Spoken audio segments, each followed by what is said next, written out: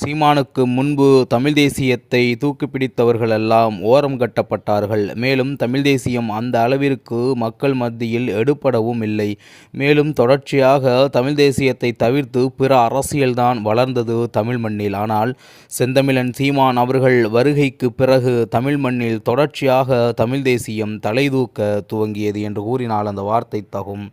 தமிழ் மண்ணிற்காகவும் தமிழ் மக்களுக்காகவும் தமிழ் நாட்டிற்காகவும் நாளைய தமிழ்நாட்டின் எதிர்காலத்திற்காகவும் தமிழ் மண்ணில் ஒரு அரசியல் இருக்க வேண்டுமென்றால் அது நாம் தமிழர் கட்சி செய்யக்கூடிய தமிழ் தேசிய அரசியல்தான் இருக்க வேண்டும் என்று செந்தமிழன் சீமான் அவர்கள் தமிழ்நாடு முழுவதும் கத்தியே தமிழ் தேசியத்தை மக்கள் மன்றத்தில் கொண்டு போய் சேர்த்தார் என்றால் அந்த வார்த்தை மிகையாகாது.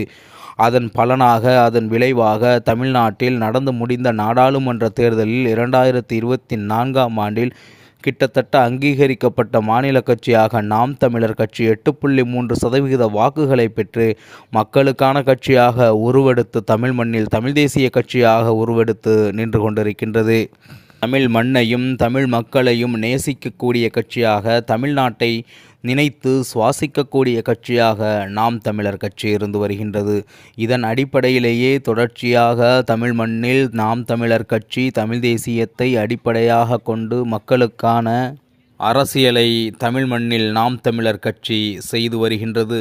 தமிழ் மண்ணில் எங்கு எந்த பிரச்சனை நடந்தாலும் மக்களுக்கான பிரச்சனை என்று வரும்பொழுது அங்கே முதல் குரலாக நாம் தமிழர் கட்சியின் குரலாக இருக்கின்றது. மேலும் செந்தமிழன் சீமான் அவர்களுடைய குரலாக இருக்கின்றது.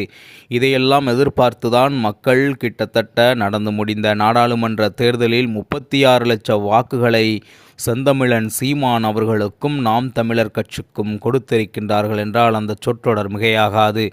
மக்களுக்கு நாம் தமிழர் கட்சியின் தேவை என்பது தமிழ்நாட்டில் இருப்பதற்கு காரணமாகத்தான் இந்த வாக்குகளை தமிழ் மக்கள் நாம் தமிழர் கட்சிக்கு கொடுத்திருக்கின்றார்கள். ஒருவேளை நாம் தமிழர் கட்சியையும் செந்தமிழன் சீமானையும் பிடிக்கவில்லை என்றால் மக்கள் ஏன் கிட்டத்தட்ட 36 லட்சம் வாக்குகளை தமிழ் மண்ணில் அரசியலின் பொழுது தேர்தலின் பொழுது நாம் தமிழர் கட்சிக்கு கொடுக்க வேண்டும் என்ற கேள்வியை உங்கள் முன்பு நான் வைக்க கடமைப்பட்டுள்ளேன். எனவே மக்களுக்கான தேவையும் நம் மக்களுக்கான சேவையும் நாம் தமிழர் கட்சியில் இருப்பதால் செய்வதால் மக்கள் தொடர்ச்சியாக நாம் தமிழர் கட்சியை ஆதரித்து வாக்குகளை செலுத்தி வருகின்றார்கள். சின்னம் தேவையில்லை. செந்தமிழன் சீமான் அவர்களுடைய எண்ணமும் அவர் நிறுத்தக்கூடிய வேட்பாளர்களுடைய எண்ணமும் நன்றாக இருந்தால் அவர்களை தேடி வாக்கு செலுத்தக்கூடிய மக்களாக இன்றைய தமிழ்நாட்டு மக்கள் மாறி நிற்கின்றார்கள். ஒரு உறுதியான சின்னம் இல்லாவிட்டாலும் ஒவ்வொரு தேர்தலின் பொழுதும் வளர்ச்சி பாதையை எட்டிதான் இருக்கின்றது நாம் தமிழர் கட்சி.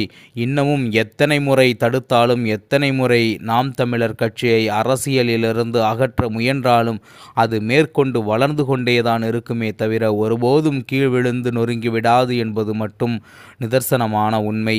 நாம் தமிழர் கட்சி தொடர்ச்சியாக மக்களுக்கான அரசியலை செய்து வருவதால் அவர்கள் எப்பொழுதும் போல வருகின்ற தேர்தலிலும் ஏறுமுகமாக தான் செல்வார்கள் என்பது அரசியல் ஆய்வறிஞர்களின் கருத்தாக இருக்கின்றது.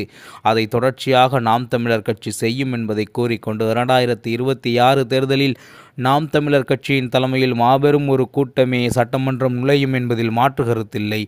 மீண்டும் நல்லதொரு காணொளியில் உங்களை சந்திக்கின்றேன். இலக்கு ஒன்றுதான், தமிழ் பேரினத்தின் விடுதலை. நன்றி, வணக்கம். நாம் தமிழர்.